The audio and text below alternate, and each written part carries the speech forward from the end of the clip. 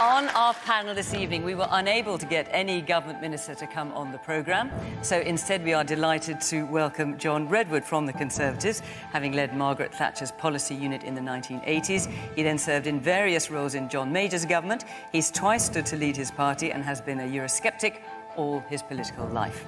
From Labour, Jenny Chapman was a minister in Labour leader Keir Starmer's shadow Brexit team, was then a key advisor in his leadership campaign, is now a live peer and sits in the shadow cabinet.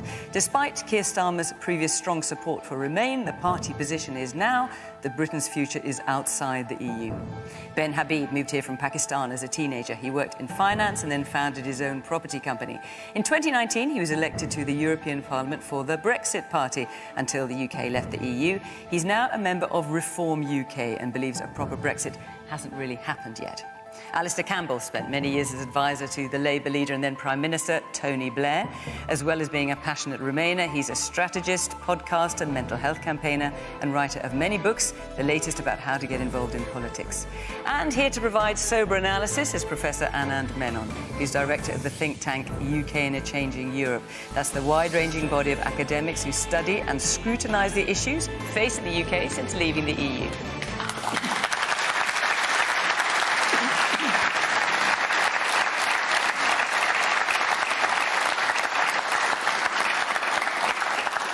Good evening from Clacton-on-Sea in Essex. Welcome to our panel, welcome to our audience, of course, welcome to you at home, and as always, we're on social media.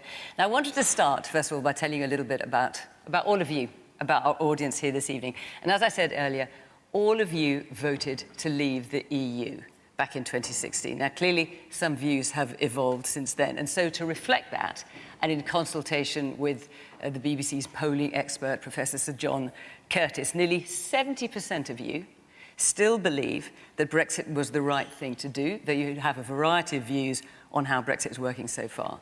About 20% of you would vote differently if asked now, and about 10% of you are unsure. So in terms of political representation, it's the usual question time audience, so it's a broad reflection of the electoral map in England, so obviously you have Conservative voters, Labour voters and other parties as well. All right, got that? Right, let's take our first question from Jane Field. Good evening. How much is the cost of living crisis down to Brexit? John, kick us off. Well, it's not at all. The cost of living crisis is something which has hit the United States of America, the United Kingdom and the European Union countries. Some of the other European countries have considerably higher inflation than us, well into double figures. Others now have inflation a bit below ours. I think our price control system on energy has held up the fall in inflation, which should be coming quite soon. And I think it was a dreadful mistake by the three major central banks of the West. I think the Federal Reserve Board, the Bank of England and the European Central Bank all made the same mistake. They printed too much money, they bought up too many bonds, they depressed interest rates too far for too long, they created a money and credit explosion. And that filtered up. They now tell us it was about the war in Ukraine, which undoubtedly hit energy and edible oil prices for a bit. But of course, if that were the true explanation, they have to explain why Chinese inflation today is 0.2% and why Japanese inflation and Swiss inflation is just a bit over 2%. But as far so there was a different way of central banking which didn't give you the inflation. As far as Jane's question is concerned, you're saying that the cost of living crisis has nothing to do with Brexit whatsoever. No, not that's your position. Nothing to do whatsoever. It was the credit and the money and the general Bank of England policy, which has now filtered out from the lead areas where the war was obviously quite important across the board. The worrying thing in the most recent figures, which were not good, is the inflation is now there in the service sector as well as in the commodities. Jenny, do you share that view? Nothing to do with Brexit? It will shock you to learn that I do not share that view. I think it is quite difficult to disentangle what's Brexit and what's just Tories, and the government being so chaotic. The events of last autumn were an extreme example, but what we've seen is 13 years of a pretty neglectful attitude towards public services, towards the government, towards integrity and running this country properly. So when people are now looking at their mortgages and they realise that they're going to have to be paying the best part of £3,000 more every year to stay in the same house, they're very angry. And, the cost of living crisis that we've seen so far is nothing compared to what is about to hit, very many families in this country. So how much of that is Brexit? How much of it is a chaotic government? I think it's very difficult to disentangle. But I presume you have tried to disentangle it, so how would you differentiate? There are certainly things that, because the government left the EU in the way that it did and got the bad deal that it got, things like our food and drink manufacturers are crying out for a better deal because they want to be able to trade without having to fill in one set of forms over here, another set of forms over there. The whole point of Brexit, as I remember, was about getting rid of some of this red tape. Actually, we've doubled it for a lot of our manufacturers, and food and drink is our biggest manufacturing sector in the UK. It's a really, really important industry for us, and it directly impacts the prices that we're paying at the till. So there are things that have happened because of Brexit.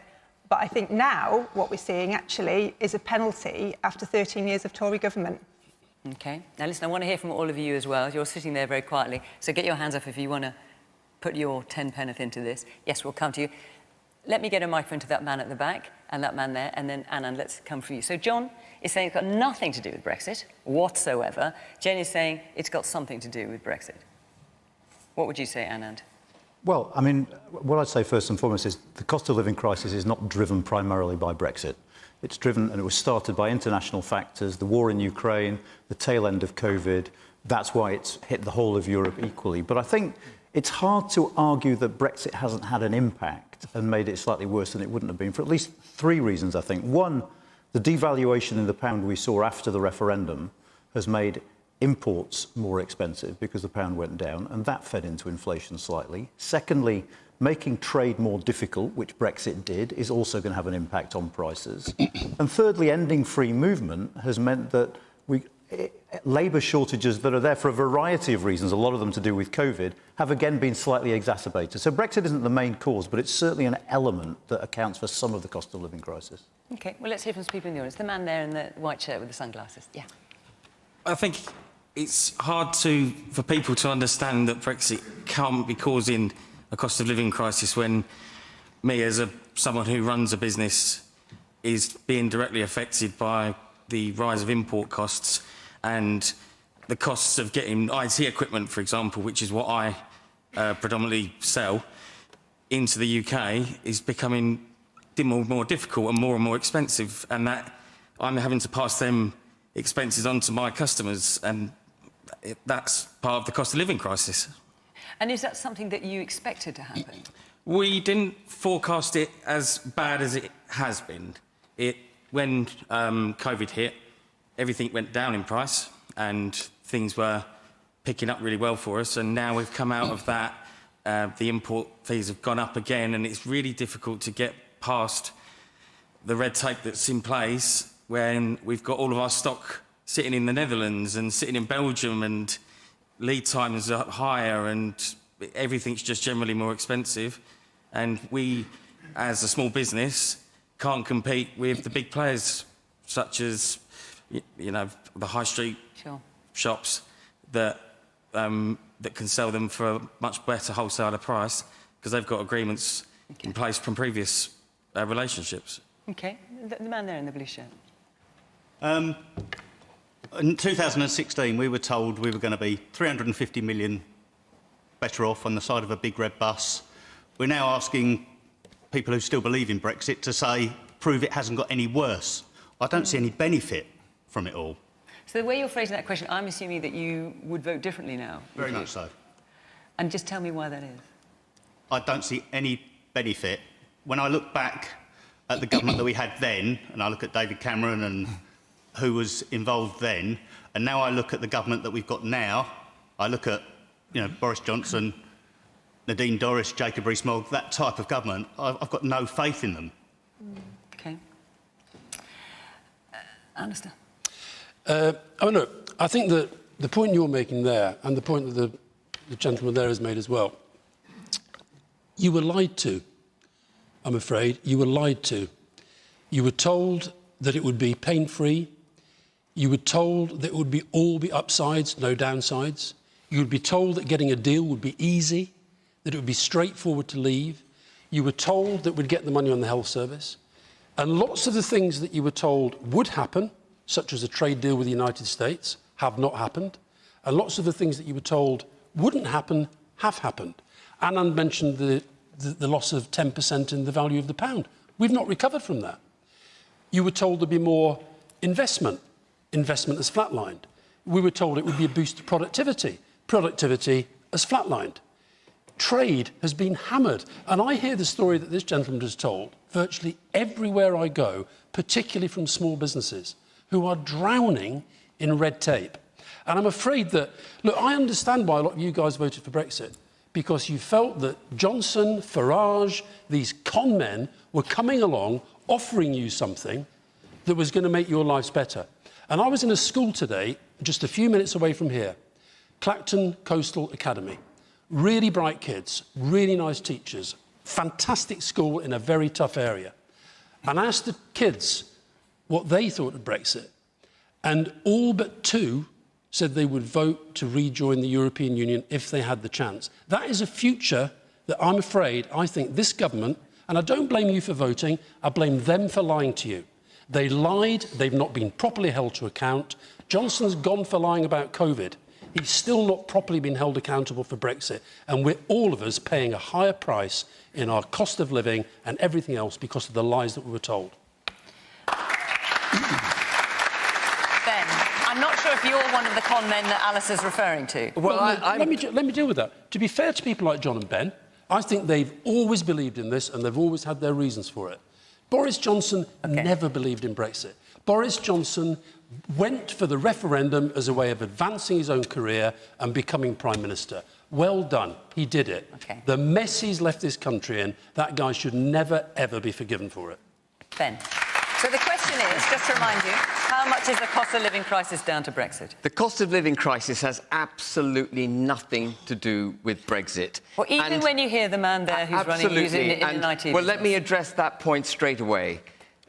If Brexit was responsible for any greater difficulty in trade, you would expect the trade between the United Kingdom and the European Union to have diminished quite considerably since we left the EU, technically left the EU. Actually, last year, we exported more than we've ever exported to the EU, £340 billion worth of exports. Sadly, we also imported more than we'd normally import, which was £432 billion, and the trade deficit that we ran with the EU last year was exactly the same level, pretty much, that we'd run for many years before the pandemic.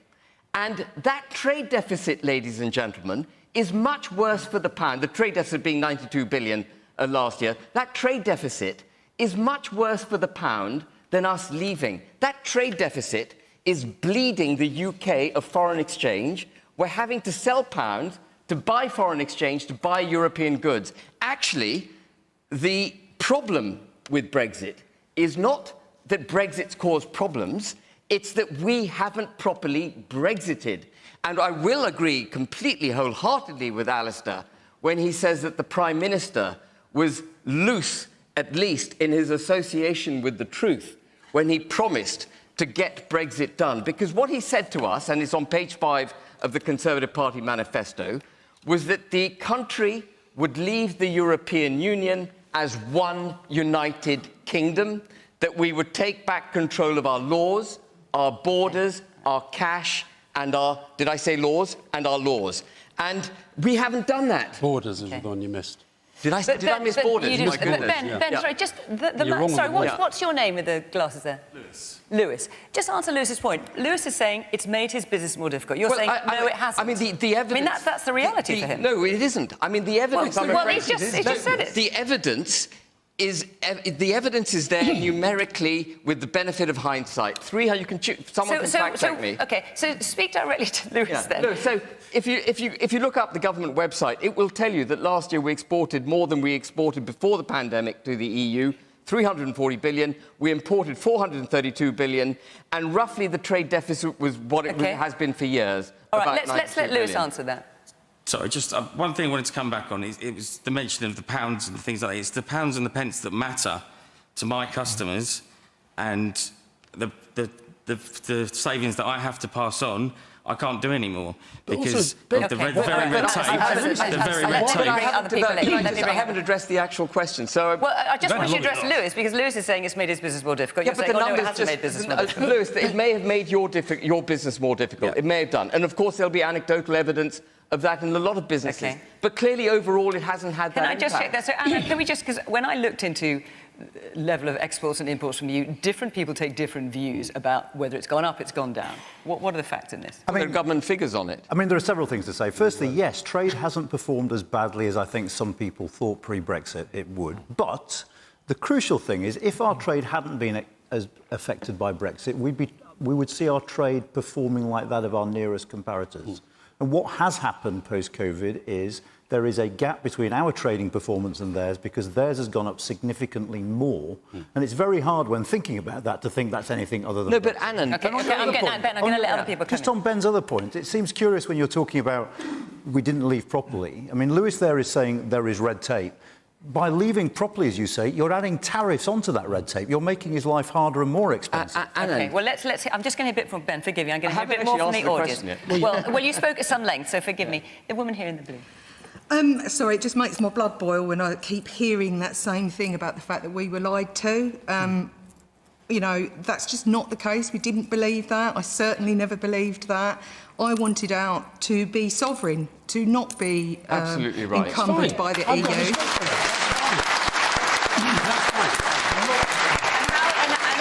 How do you feel Brexit is working for you Absolutely now? Hasn't. Missed opportunity. I'm Absolutely fully paid right. up.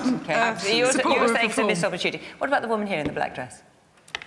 I would just like to say back to Ben, the thought that always arises, it's literally the first thing that you say, that people with your opinion say.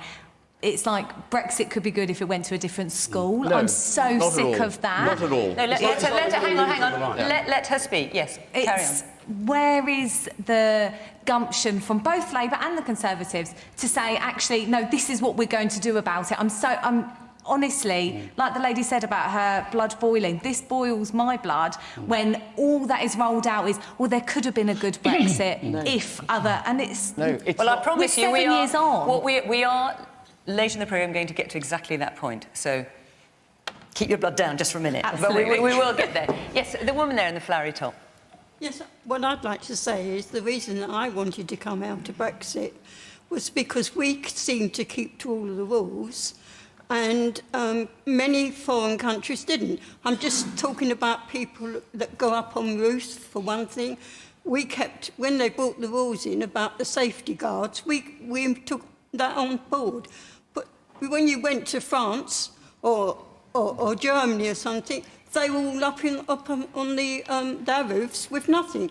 And we were paying the cost of having to do it the right way, and they weren't. And that's one of the biggest reasons why I voted to come out. And are you happy with how things are working for you at the moment? I'm not unhappy.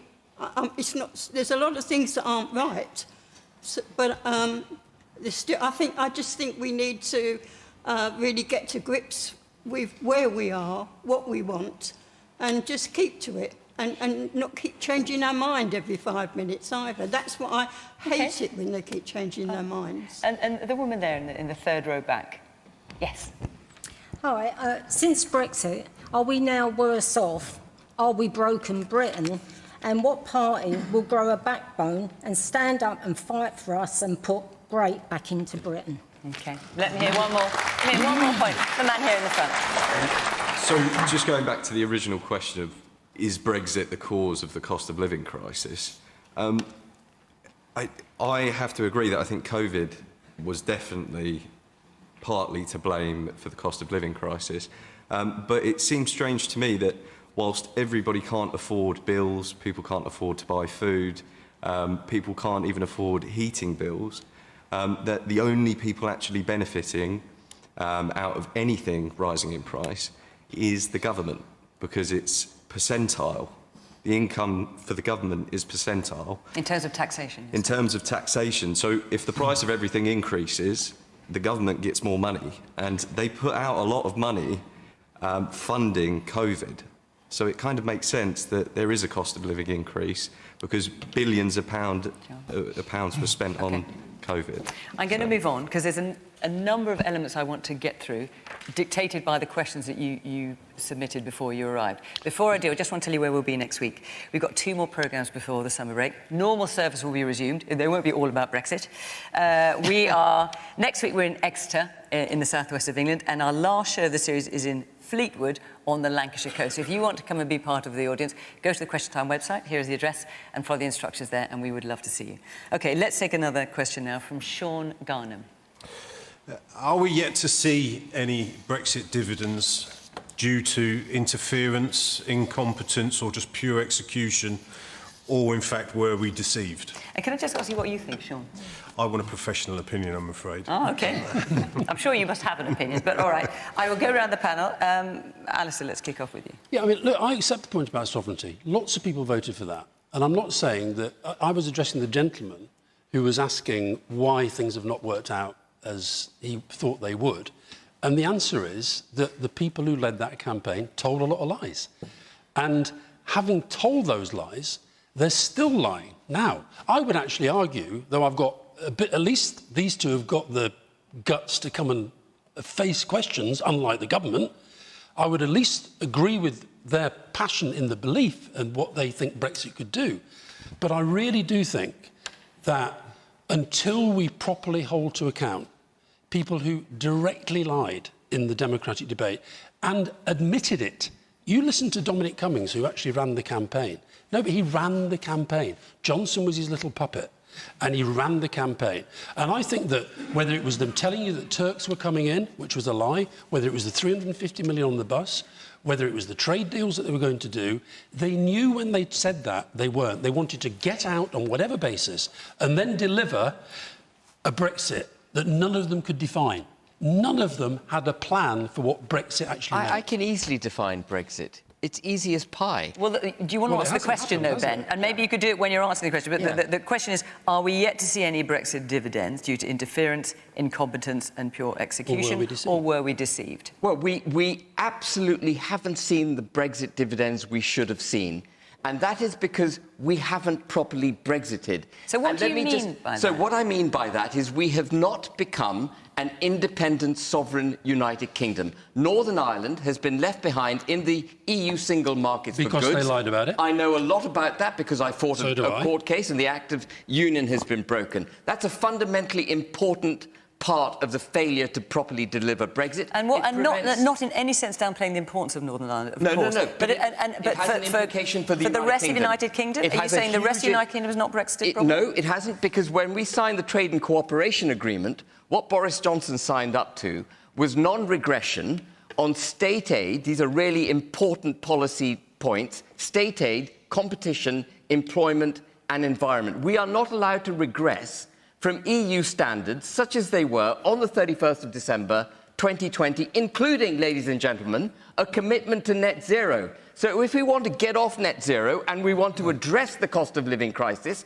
by using our natural resources that we have in abundance in the North Sea, we can't do it because of the Trade and Cooperation Agreement. And if Lord Frost disputes that, which he has done in public, I ask you to go to pages 201 and 202 of the Trade and Cooperation Agreement, where it's all laid bare. Okay. We are hitched at the hip to the EU, and that's why we haven't got the dividends. Okay. Because we can't deregulate, we can't cut taxes, we can't put more money in your pockets. That's the problem. OK, let me bring in lots of hands from the audience. The man there, yes, in the white shirt and the green jacket.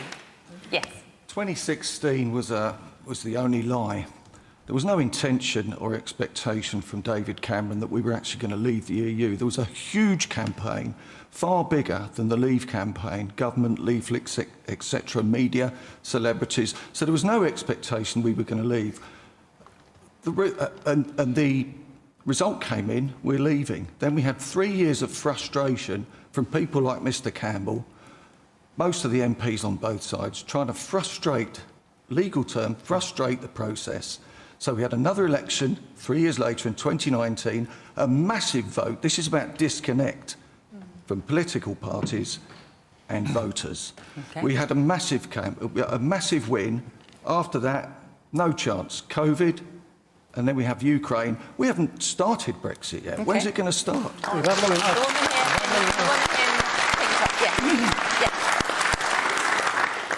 Yes. The thing is with the government, they're not talking to anybody.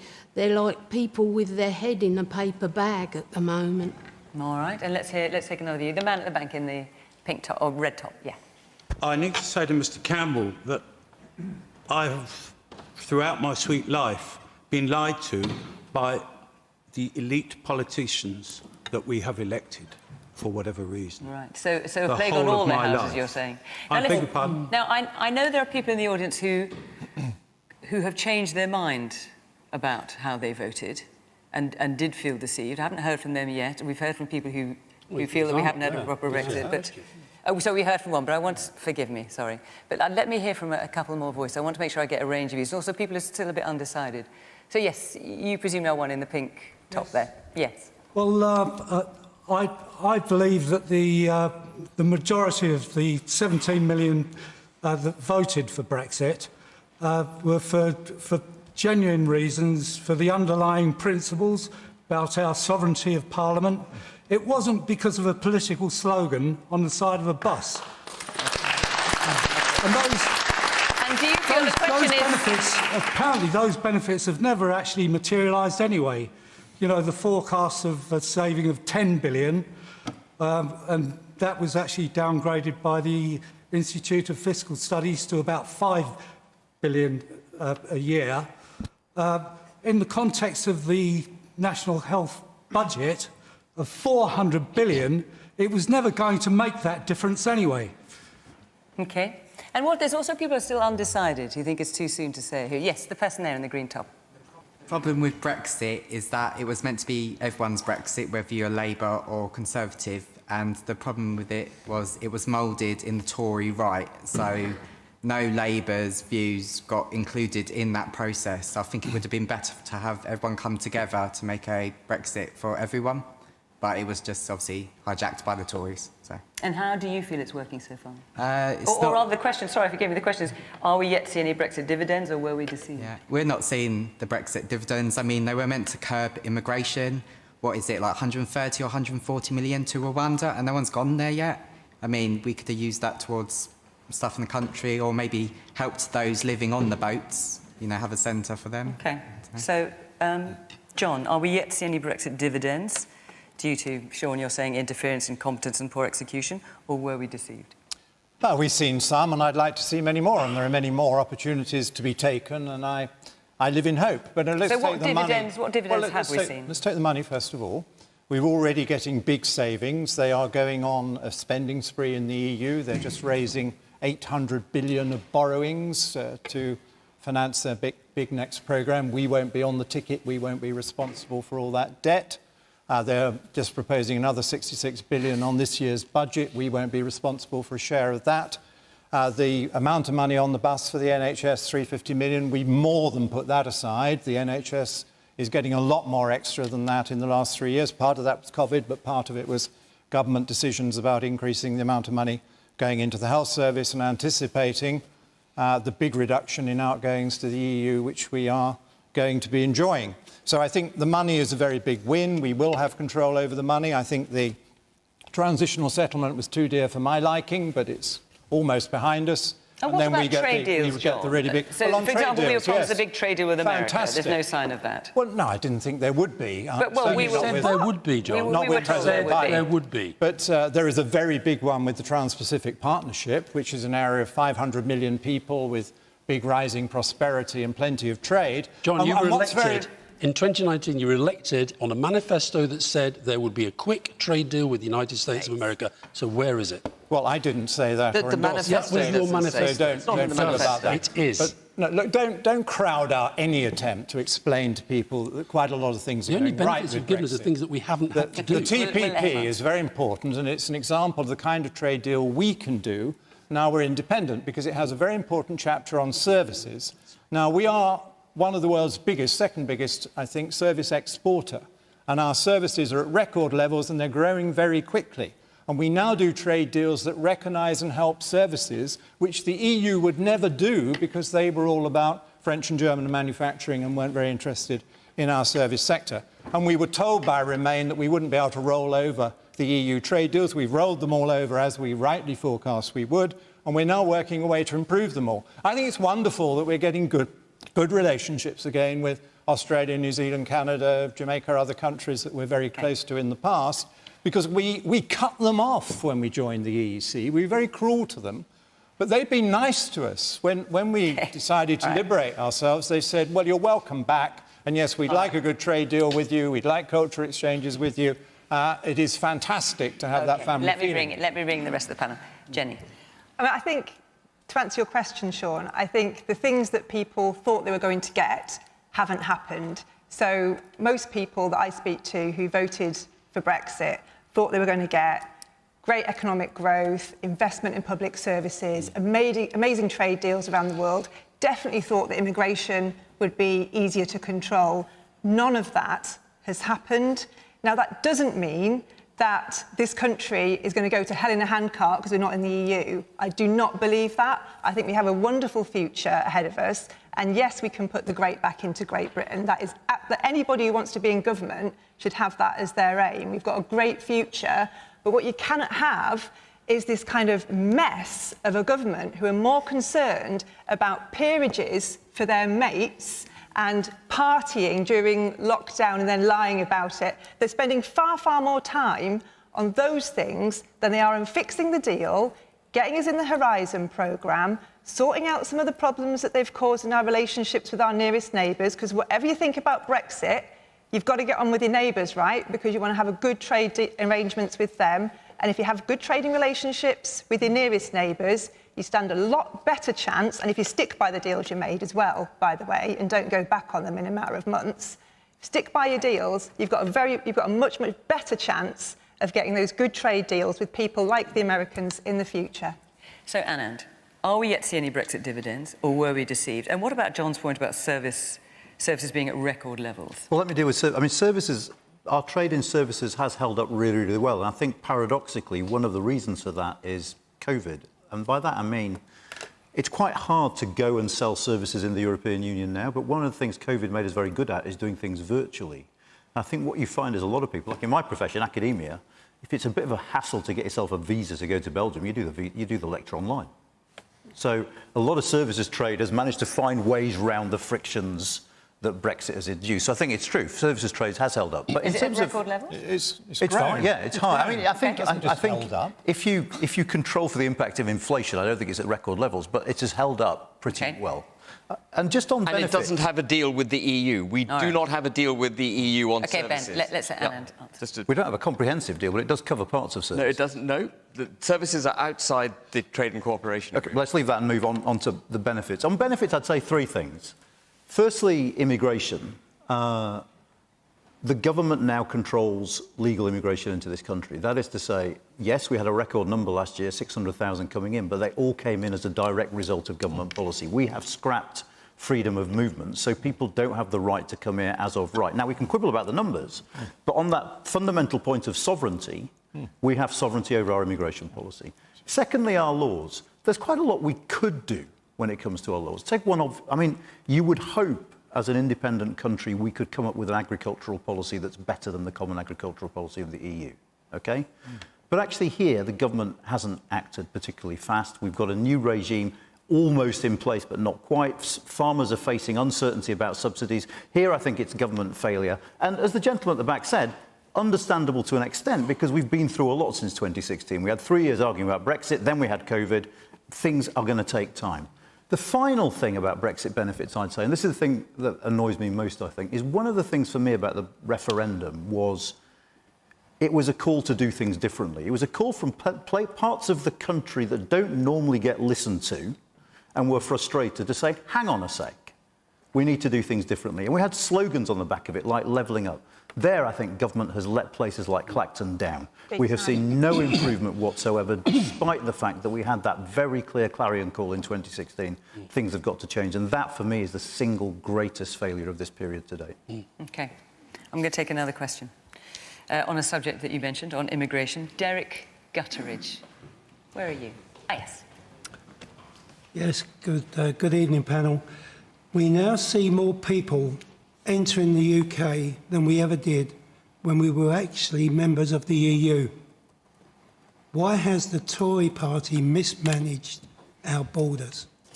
So, Dick, given the way you phrased your question, can I ask, was it your assumption or your understanding that by voting leave, immigration numbers would come down?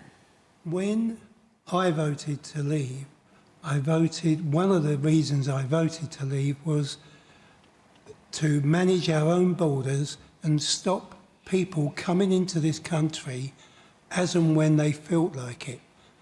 I've seen people entering this country and going straight down to the benefits office. That's what I have seen in the course of my employment. Jenny? I mean, I think there's no doubt that this government's lost control of this, completely lost control of legal and illegal immigration. I think that it takes so long now for decisions to be made on an individual case that people are waiting and waiting for years to have their applications processed. They're being put up in unsuitable accommodation in hotels, and now we hear in barges and God knows what else. And that's costing everybody a fortune, by the way, because they can't get the administration right to deal with these things. On people who come to work, the number of work visas has gone up exponentially.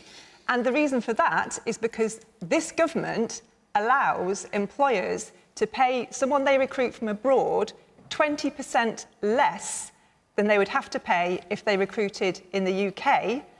And also because people coming from the EU before didn't need work visas, so we didn't count them in those figures. So what you need to do, one, you need to stop this practice where you can pay people coming in from overseas less than you have to pay local people, 20% beneath the market rate.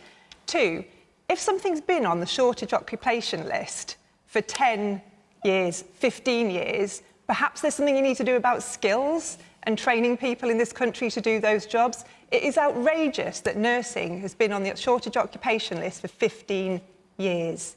You know, why do I have young people who live in my town, I'm from the northeast, who really want to get onto nursing courses and can't, even though they've got the qualifications? It's wrong. The government could be gripping this, doing a lot more to give opportunities to our young people and stop the reliance on people coming from overseas. But when we do need people, they should be able to come too, because they can contribute. Man there in the blue shirt. Just picking up the points that Alistair made and Mr. Redwood made, is it a case of transparency? Because it doesn't matter what is being said, as a politician you will say something differently. You'll find that it's Ukraine, it's the cost of living or something else that's causing all the problems. And if politicians are slightly more honest with us, then we could make an informed decision. Yeah. And going back to the issue of immigration, in my business, bringing people from abroad, we just aren't having the skill sets in the UK to produce the things that we want to do and the development projects that we want to do. And getting those people from abroad is the paperwork, finding them is a nightmare. And so as a result, you can't go forward as you would have done if you were part of the EU, because the labour force is much bigger. And more importantly, if I was doing a building job in my house, I could have got a Polish builder, half the cost. Now I can't. So can I ask, what is your business out of interest? We're a developer of small nuclear power stations. Oh, my goodness. Right, OK. But I'm also the chairman of... When you voted leave, yeah. did you think, given that it was obviously going to stop freedom of movement for the EU, did you think that it would be harder to get people to fill the jobs, or is this an unexpected result for you? I think it's an unexpected result, but at the same time, the implication was that we could manage the people that we wanted to import and bring on board. We can't do that because it's a paper exercise now. And if we can't get that streamlined, it goes back to the issue of supply chain from the EU. Okay. The paperwork is what's causing the problem. Yeah. Okay. And as my role in the Institute of Directors, it's exactly that's being vocalised through our members. It's exactly that. It's the paperwork and the blockages. And the woman at the very, very back there. Regarding immigration, I think it's out of control. and there is no transparency, there is no accountability. I mean, I agree with that gentleman, what he said earlier on the white shirt. That, yes, the man asking the question, yes. I think he's right, because I think it's just completely crushed. Right. And did you think that immigration would be low when you cast your vote back in 2016? Yes, I did think one of the deals was take back control. Control, there is no control. Okay. I don't even know who's in control. Ben? Well, I wholeheartedly agree. You know, at the heart of being an independent sovereign nation is having control of your borders. If you don't have control of your borders, you can't claim to be sovereign. But when it comes to legal migration, the government does. Yeah, so to the economic point, on legal migration, it's a fundamental failure of governance that your government before the current Conservative government and the Conservative government in office at the moment have failed to have a coherent policy on skilling up, automating, increasing productivity of domestic British citizens. And they've relied on immigration as the easy fix to the absence of an integrated policy in the United Kingdom. So, for example, at the moment, we've got 1.5 million job vacancies. We've got unemployment at an all-time low, and unemployment only measures those people who are actually looking for a job. But we've got record numbers of people on universal credit. We could address all the demands of the employment market if the 5.9 million people, and that was 3 million before lockdowns, 5.9 million people were properly brought back into the workforce. So the reason we've got rampant, unchecked, legal migration is because the government hasn't got joined up thinking on how to skill up our own native But Ben, population. just 2 points. Obviously, people can work on universal credit, and a lot of people do work on universal credit. They do. And then just, the National Farmers Union has talked at some length about fruit rotting on the trees and vegetables rotting in the ground. There was a Pick for Britain campaign in 2020, you may be familiar with it. It was scrapped just a year later because only about 8% of the 70,000 jobs on offer were taken up by British people. Yeah. So if people don't want to do them, how are you going to convince them to do them? Well, it comes back to how you get people back into the workforce. And one of my But that was an effort to do it, didn't work. Well, one of my biggest criticisms of this government, which is a point I've made on this programme, I think, a year ago, was that it no longer pays to work in the United Kingdom if you're a low-skilled worker. Taxation, thank you. Okay. Taxation rates are so high, it just doesn't make sense. All right, let me bring in Anand here. So we've heard from two people there, at least two people, who when you vote to leave the EU, you thought that a result of that would be, amongst other things, that immigration would come down. And as we know, net immigration was 330,000 at the time of the vote in 2016. It's a record 606,000 now. I mean, to be fair to the Leave campaign, as far as I can recall, Vote Leave never said we'll reduce numbers. They said we will take back control of immigration. The Tory manifesto of 2019 said overall numbers would be lower, but the problem there isn't with Vote Leave. The issue is... Well, except at least two people had the perception that that's what was going to happen. But into the official Leave campaign... Michael Gove said they'd reduce them to tens of thousands. That's what Michael Gove said. And David Cameron said that too, actually. Yeah. I'm not sure he said that during the campaign, but moving on aside from that, why are the numbers so high? There's several reasons. Firstly, there is one-off stuff. A lot of the immigration numbers at the moment are people coming from Ukraine that we're taking generously in because of the war. A large number of people coming in are people from Hong Kong, who, again, we gave a separate scheme to because of the clampdown by the Chinese. A lot of the people coming in are students, and whatever you think of students, they leave. They'll do their course, so after the 1 or 2 years of their course, they'll go back. So an awful lot of the numbers are either people who are here on a special scheme or people who are going to leave at the end of their studies. The other reason why immigration is high is because businesses want those people here. Yeah. These people aren't coming against our will. They're coming because it's government policy, and it's government policy because we need healthcare workers. We need social care workers. Without immigration, we would not have enough people in those sectors, and even with immigrants, we don't. And so there is a demand from business. Now, it's perfectly legitimate to have a debate about whether we think the numbers are too high or too low. But at the moment, immigration numbers are a consequence of government policy. rather than something that has escaped governmental control. Okay, forgive me, because I'm going to bring in two members of the panel, and then I want to move on, because there's one very important question I want to get to at the end, and I want to make sure I've got plenty of time to do it. So reasonably briefly, John, if you would. Well, we are now able to take control of our borders and control our immigration. I think that is great progress. So what do you say to Derek, then, who's not very happy about it? I'm just going on to that. I quite understand why people were not expecting 600,000. I wasn't expecting 600,000.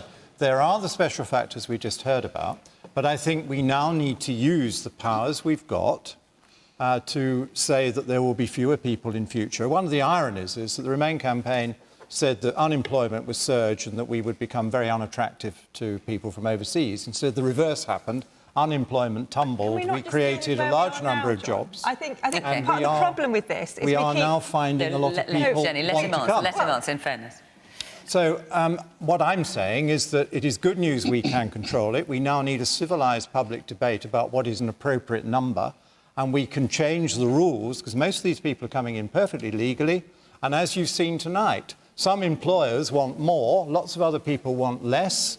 One of the points I always make in the debate is you have to be realistic about the costs and what you can offer. I don't want to invite people into my country if they can't find a decent house and a decent job and live to a decent standard. That's presumably why they are coming. We are putting too much pressure, in my view, on our supply of houses and our supply of really good jobs, and that is causing stresses and strains, as we've seen tonight. So I do think we need, after these special factors, to tone it down, but it is great news that we, the British people with our government, can actually do that. Alistair. I was very interested in the gentleman there talking about the need for the politicians actually to explain things honestly. And I think, for example, in relation to the broader immigration picture, the fact is, we talked earlier about the economic consequences of Brexit. And one of them is that there was serious disruption to the labour market. A lot of people, for example, you mentioned the health service, left. People who were suddenly either left because they couldn't stay, couldn't get settled status, or they left because they didn't feel welcome. So we have a staffing crisis in some of our public services, in part because of that. I think your organisation actually worked out there were 330,000, essentially that we've lost 330,000 jobs that we currently can't fill. Now, so I think the politicians have got to be honest about that and say we are going to have to fix some of these problems by making it easier for some people to come in. And instead of what they want to do, they want you all to think that the immigration problem is all about people fleeing war and persecution on the small boats. The real problem we've got to address for the future of our economy is how we fix the supply chain issues that the gentleman there was talking about, and also the labour market churn that we've had. That is going to require some immigration, and I think the government and the opposition should be honest about that. OK, all right. I want to take this, will you forgive me, I want to take this, I know you want to come in again, but I want to take one last question, because a lot of you asked about this, and in fact, you mentioned it earlier on, right at the beginning of the programme, so let's come to it. Josh Larwood. Hello. With an election looming, what should the two main parties have as their Brexit strategy? Right, so let's look forward. Thank you. Go on, then. OK, I mean, I think looking forward, as Fiona just said, is sometimes what we're failing to do when we talk about Brexit. And it's all about reliving, was I lied to, was this or that true, was there a promise, and was that promise being delivered? And I just think, really now, in 2023, after everything we've been through with COVID, that looking forward is what we have to be doing. So well, let's do it then. So the question is, there's an election, we get that point, and I think that's exactly the point Josh was making. So there's an election looming. What is the Labour Brexit strategy? What we need to do is to make Brexit work, because we have left the EU, and the Labour Party is not going to have another referendum. It's not going to take us back into the EU. We're not going to be joining the single market or the customs union. I'm so sorry, Alistair. I know this is breaking your heart. Jenny, in fairness, what are you going to do? And I will. Well, I'm explaining. So it's. You're saying what you're not going to do, but what are you going to do? That's very important to be clear about that, because I know that there will be people here tonight who have doubted that, and I think the clearer we are about it, the more you can hold us to it, should we win the next election. So what would you say, for example, to Lewis over there, who's having problems with his business? When we say make Brexit work, we have got to fix the holes in this deal. So that is things like the veterinary agreement, it's things like Horizon, it's things like professional qualifications, it's getting rid of the red tape that Lewis was talking about earlier, because this is the reality now. We are outside the EU. We've got to make it work. We can make it work. We can. And how confident are you that the EU will play ball with that?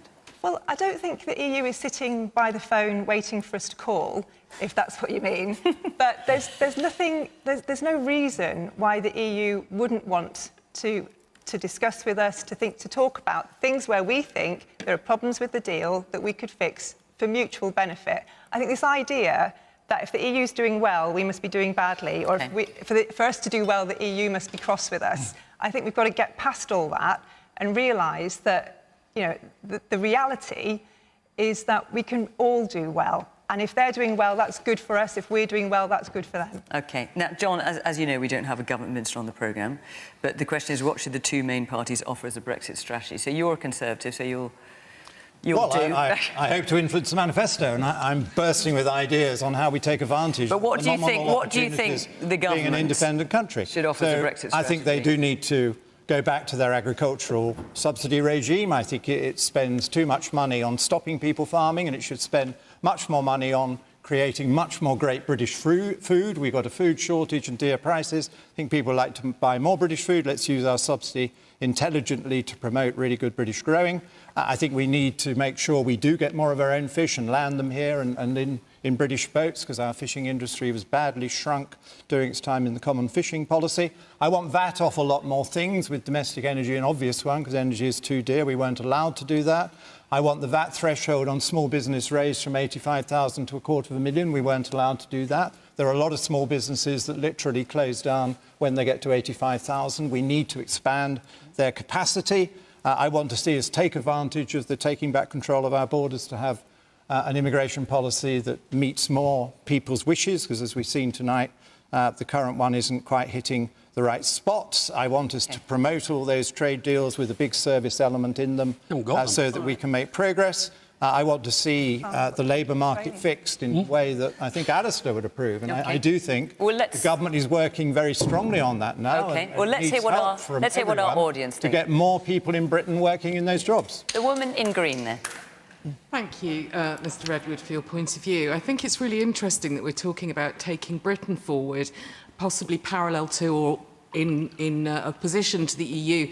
Really, we should be talking about where our position is in the entire world and working to actually work with all of the world, and that's why we don't have a trade agreement with the US, because A, we had Trump, and B, we had Boris. So it's never going to work. But in terms of the rest of the world, we can be market leaders, and I think we've mentioned that our service industries are exceptional, but that also needs to waterfall down into the local communities and make sure that things are underpinned. And the very idea that people that are on universal credit are just enjoying themselves is absolutely ridiculous and disgusting. The woman there, further back, yes, you've had your hand up for a while. Oh, hi. I'd just like to say I totally endorse, Mr Redwood, what you've said about VAT for small businesses, because I think at the moment we're on the threshold of a lot of businesses going out, small businesses which just cannot carry on for another quarter, and I think the VAT needs to change as a matter of urgency. OK.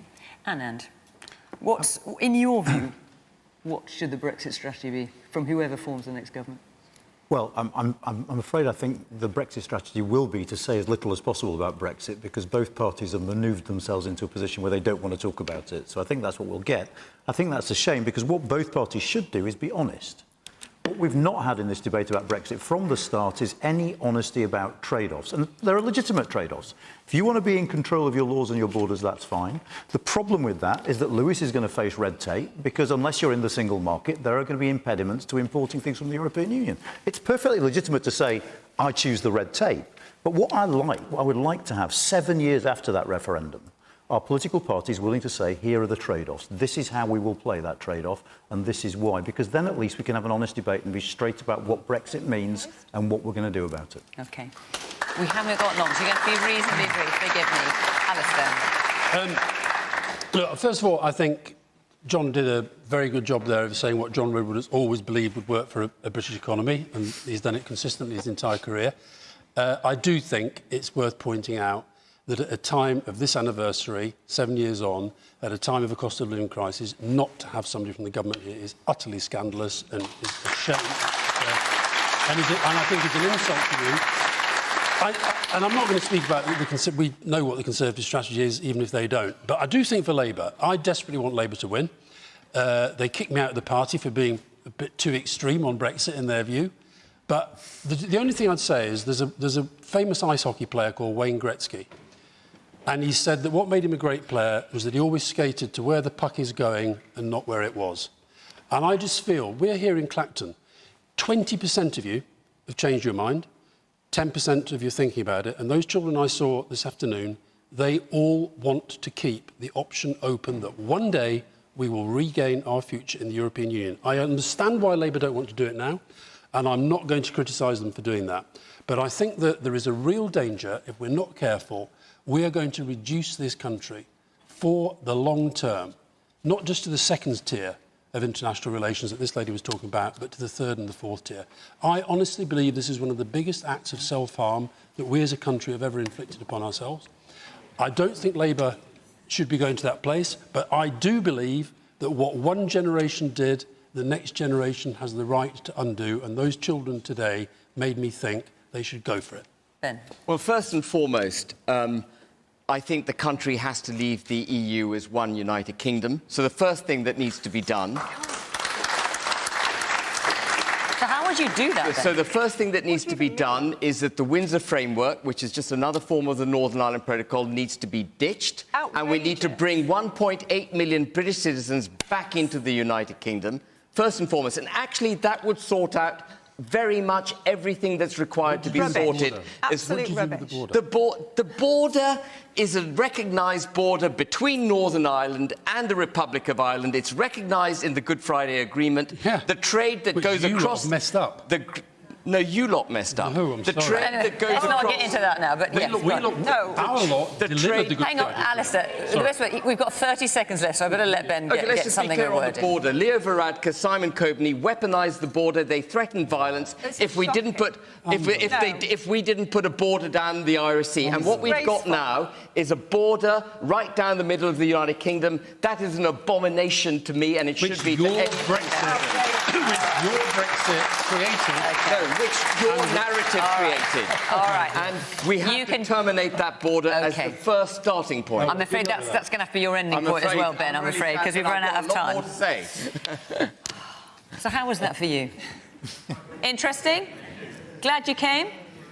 All right, OK. Well, I hope you feel the same at home. That is it for this week. Normal service is resumed. Oh, I can see. Oh, you're saying. Normal service is resumed next week. We'll be covering all kinds of topics. Remember, we're available as a podcast on Sounds as well. But for this week, from Clacton, bye-bye.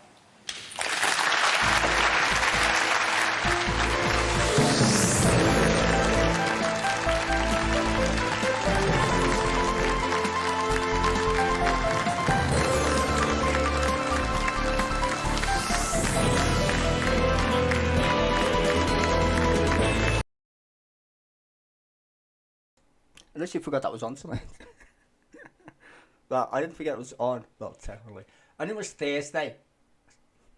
Didn't even stream politics. Did I stream politics? I can't remember. Don't know. Yeah. Brexit. Oh, God. I mean, why? 7 years later? I mean, who gives a fuck, really, to be honest with you? Brexit. Oh. There's so many things to talk about in Brexit that's not even got to do with Brexit, but listening to that show, you would think so. First of all, incompetence of our government is its own thing.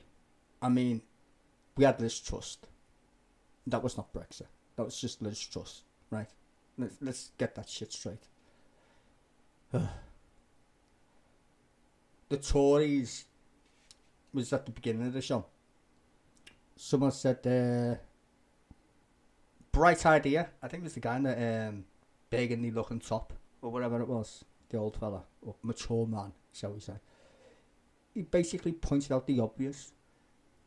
Whoever advised David Cameron to say, let's leave the European Union and we're going to win.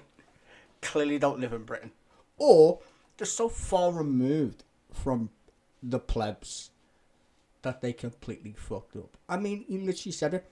The entire government machine was there to put leaflets through your door, blah blah blah, etc. Have you seen the state of our newspapers at all? I mean, fuck's sake. For anyone to believe that mad shit was funny.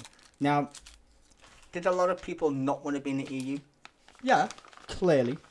But were they all racist? No. I watch a lot of politics. I voted to leave. Not for the reasons you would think. I just don't like fascism. And the EU is... they're fascist, if you ask me. I don't want a flag. I don't want a fucking army. Got 2 of them already. You know. Was it convenient to go on holiday and all that jazz? Probably. Was it convenient to trade goods? Probably. But then no one had the choice, or no one got the option to say, well, can we just stop here? Right? No one got that, because if anybody remembers, I do, Tony Blair signed that shit. He promised a referendum. Didn't get one. Remember? So for other people saying, fuck the Tories, which, yeah, fuck the Tories is completely fair. Fuck Labour too. You got to understand the context of how Brexit actually manifested its ugly little self anyway. First of all, the United Kingdom is xenophobic. Hello. I mean, fucking hell, we got that down pat. We drink cups of tea.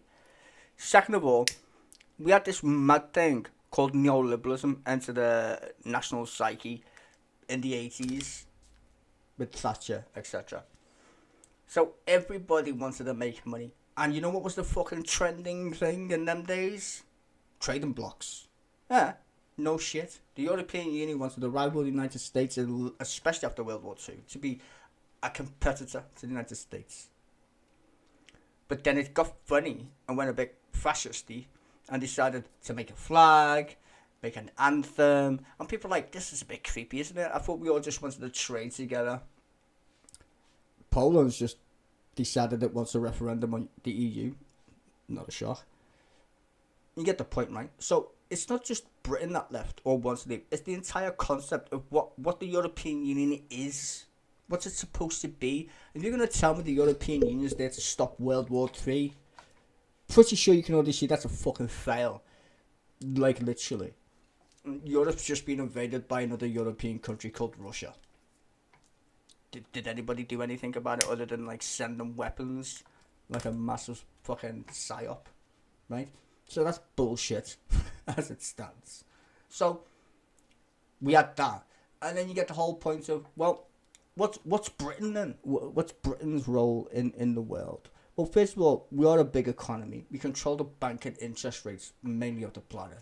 It's called LIBOR, if you don't know what that is. It's set in London, which is the international interbanking rates of lending, which is still set in London, not anywhere else, regardless of what people say. London is the financial capital of currencies on the planet. We wash people's money. That's what we do. We give it, take it back. Take it back, give it, etc. And trillions go through there every day. So that's not a big thing. The thing is, like, the plebs. And the plebs is the guy saying red tape, blah, blah, blah. And migration. That's a failure of governments not training our own people. Now, is migration an issue? Yes, it is. Why is it an issue? Well, it just shows the ineptitude of your government. It doesn't say that migration's bad. It just shows your government doesn't give a fuck about the people it's supposed to look after. If you've got a shitty school system, a shitty training system, then you will need, obviously, migrants. If your population is not growing, which it isn't, natural birth population, by the way, in terms of British people having kids. I mean, you can say, oh, you got 10 kids. Not enough. Make 20 of them. Like, make more babies. Who's going to pay your pension? Right? Pensions are going to literally get out of kilter. You see the differences? In France, they're still shagging people, so their pension rate or their pension age is still low. The United Kingdom, our pension age is basically die. That's the pension age in the United Kingdom.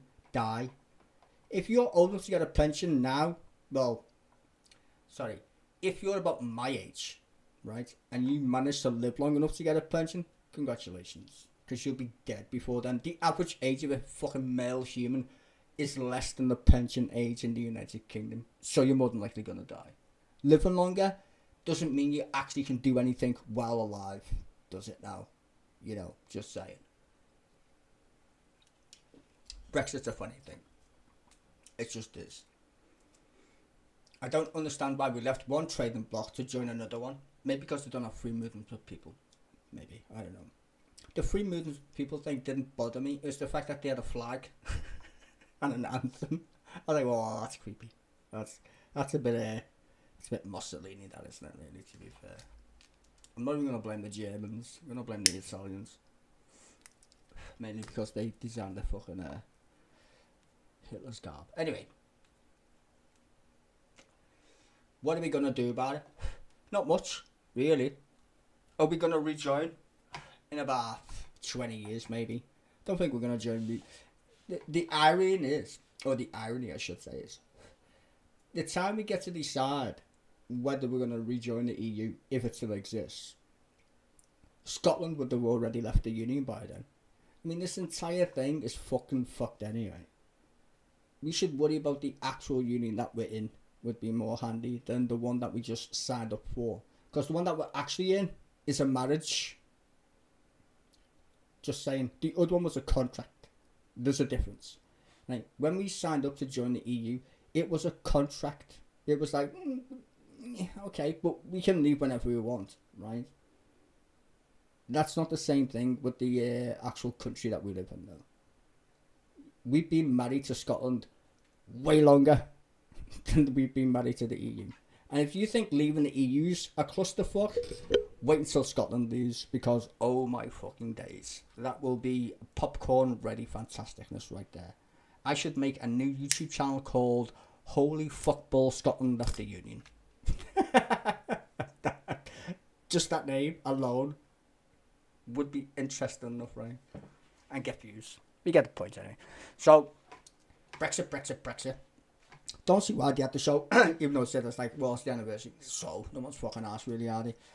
Does Brexit bother anybody most of the time? No. Does paying your mortgage? Yes. And that's down to the Tories. That's it. I mean, someone in the side chat facetiously said, Labour doesn't offer any alternative. People like you make me sick, and you're not even English. You said you're American. That's like saying Joe Biden is an alternative to a psychodramatic baby man-child called Donald Trump. There's a difference. One's a complete fucking moron and the other one's dead. I would rather have a fucking corpse running my fucking country than fucking Donald Trump. I would rather have Keir Starmer running my country than Boris fucking Johnson, Rishi Sunak, Liz Truss and David fucking Cameron. Did I leave anybody out? I don't know. We've had that many prime ministers in the space of 13 years. Just so you know. So I don't believe this whole Labour aren't good enough to run the country. The last time Labour in power, they had to fix the shit the Tories broke, remember? We didn't have to wait 1,000,000 weeks for a waiting time, or 1,000,000 weeks for an ambulance. Not to fucking sit and crumble in our schools. That's all down to the Tories. 10 years these fuckers have been shoving their fucking Tory mantra down your gob. And why? Because they thought Brexit was a good idea. And more so, it's because the Lib Dems got in bed with the Tories. And who was the Lib Dems run by? A fucking Tory.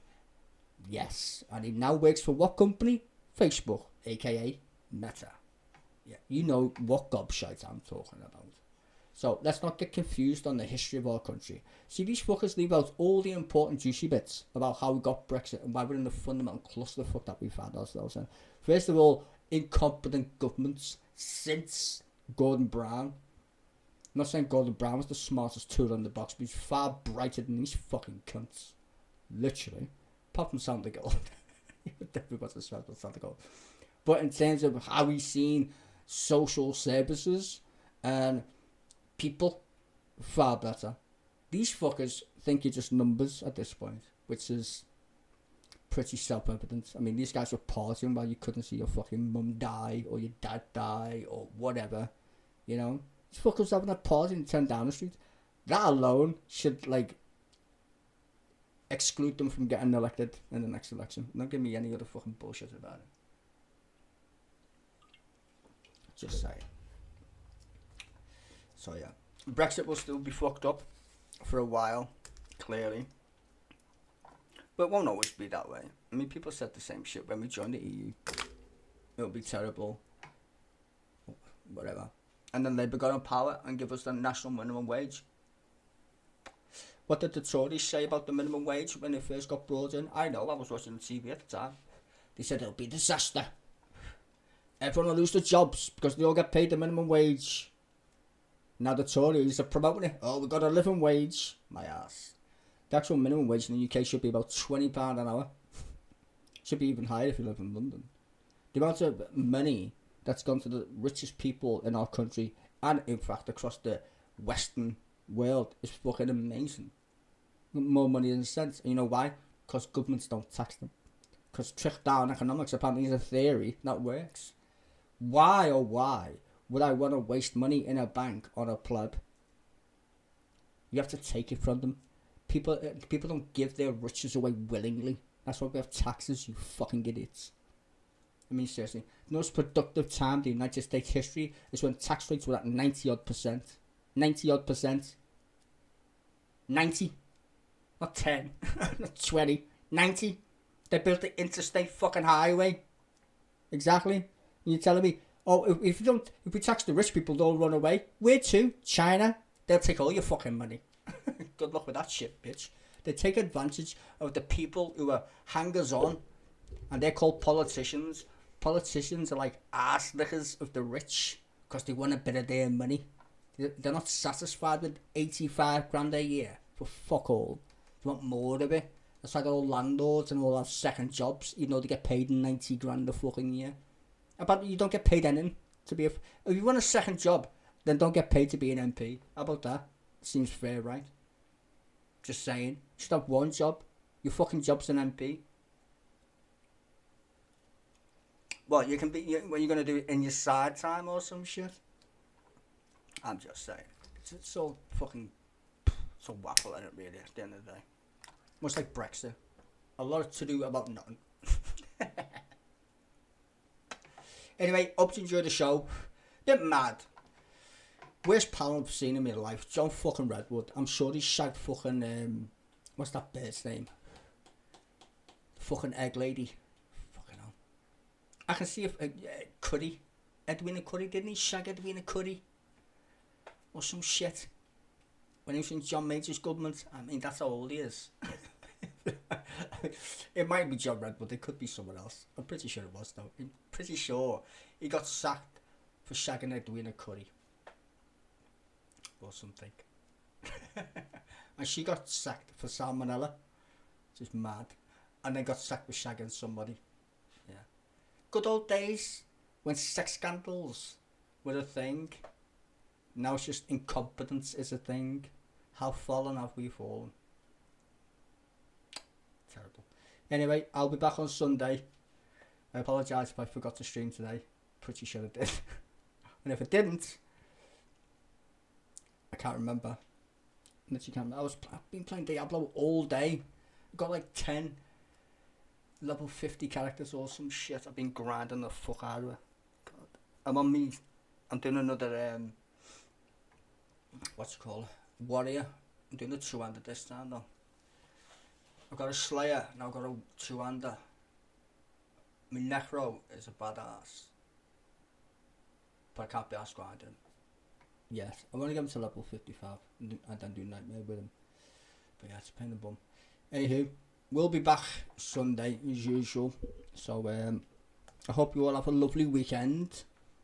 Clearly, and don't worry about Brexit and all this nonsense. And the Tories will be out on their ass come next year.